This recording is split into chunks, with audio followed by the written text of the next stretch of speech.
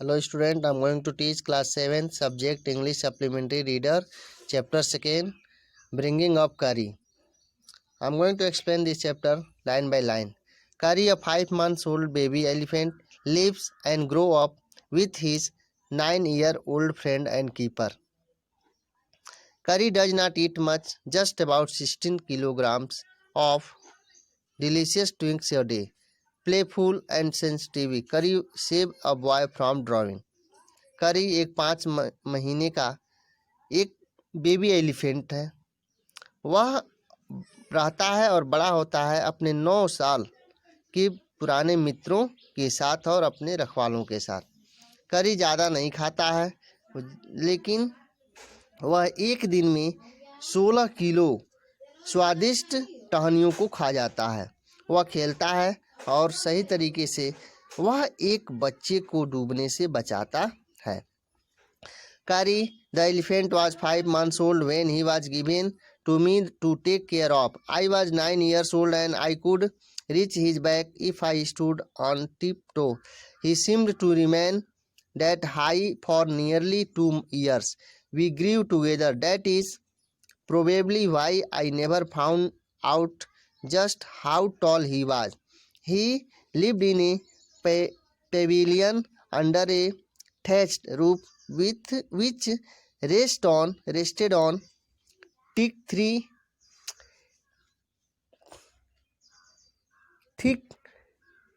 stumps so that it could not fall in when Kari bumped against the poles as he moved about. On the first things Kari did was to save करी, जो एक 5 महीने का हाथी है, जब वह उसे देख रेख करने के लिए मुझे दिया जाता जब उसकी देख रेख के लिए मुझे दिया गया तो उस समय मैं 9 वर्ष का था और मैं इसकी पीठ पे तक पहुंच सकता था और मैं उसकी पंजों के बल खड़ा भी होता था। वह मुझे लगभग 2 वर्षों का ऊंचाई प्रतीत होता था। हम एक साथ बड़े हुए, जो सामान्यतः मैंने उसे बाहर कभी नहीं पाया कि वह इतना बड़ा कैसे था। वह एक तंबू में रहता था जो ऊपर से एक झाड़ियों का छत बनाया गया था, जिसमें छोटे छोटे पेड़ों के स्टंप लगाए गए थे, जहाँ पे वह आराम करता था ताकि वह गिर ना सके और जब करी उसके विरुद्ध खड़ा हो, और उसमें चारों तरफ से पोल भी लगे हुए थे। सबसे पहली वस्तुओं में से एक था कि करी एक बच्चे के जीवन को बचाया था। करी ज़्यादा खाता नहीं था, लेकिन वह फिर भी उसे 40 पाउंड एक दिन में 40 पाउंड टहनियों की आवश्यकता होती थी और वह उसे चबाता था और खेलते खेलते उसे खा जाता था। प्रत्येक दिन मैं उसकी देख रेख करने के लिए मैं नदी के किनारे सुबह के समय नहवाने के लिए ले जाया करता था। वह किनारे बालुओं में वह बैठ जाता था और मैं उसकी पूरी शरीर को मैं 1 घंटों तक उस नदी में उसको साफ करते रहता था। कुछ समय के बाद वह उस पानी में काफ़ी लंबे समय तक रहता था और बाहर आने के बाद उसकी त्वचा इबोनी नामक पेड़ की तरह चमक रही थी और वह चीखता था। With pleasure as I rubbed water down his back, but then I would take him by the ear, because that is the easiest way to lead an elephant, and leave him on the edge of the jungle while I went into the forest to get some luscious twigs for his dinner. One has to have a very sharp hatchet to cut down these twigs. It takes half an hour to sharpen the hatchet because if a twig is mutilated, an elephant will not touch it. बड़े आनंद के साथ जैसे कि मैं उसे पानी में उसकी बैक को, उसकी पीठ को मलता था, तब मैं उसे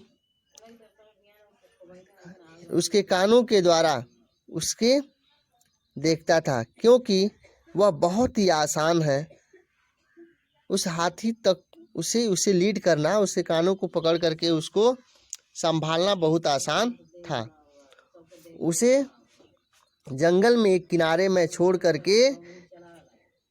करके और मैं जंगल में कुछ स्वादिष्ट सुस्वाद टहनियों को लाने के लिए मैं चला जाता था, वो जो उसके डिनर के लिए था। One has to have a very sharp hedge, उसके बहुत ही नुकीली कुल्हाड़ी से मैं लकड़ियों को काटता था और इसे काटने में आधे घंटे लग जाते थे। जो hatchet, because if a twig is mutilated on elephant will not touch it, और वे टहनियाँ, यदि टहनियाँ विकृत होती थीं तो वह उसे छूता भी नहीं था। It was not an easy job to get twigs and saplings for Kari. Kari के लिए यह एक बहुत आसान, टहनियों को इकट्ठा करना बहुत ही आसान नहीं था। I had to climb all kinds of trees to get the most delicate and tender twigs. मुझे विभिन्न प्रकार के पेड़ों पर स्वादिष्ट टहनियों को काटने के लिए चढ़ना पड़ता था।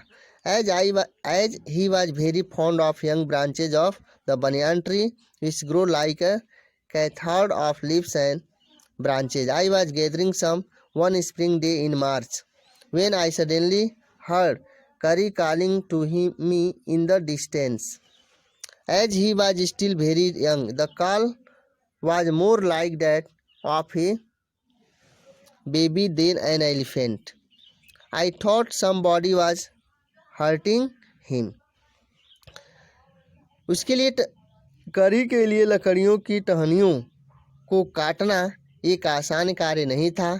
मुझे विभिन्न प्रकार के पेड़ों पर स्वादिष्ट लकड़ियों को काटने के लिए चढ़ना पड़ता था, और जैसे कि वह उन नए टहनियों को बनियान ट्री यानी कि बरगद के पेड़ की नए टहनियों को खाने का शौकीन था, जो कैथ्रॉल की तरह उनकी पत्तियां और उनकी शाखाएं होती थी।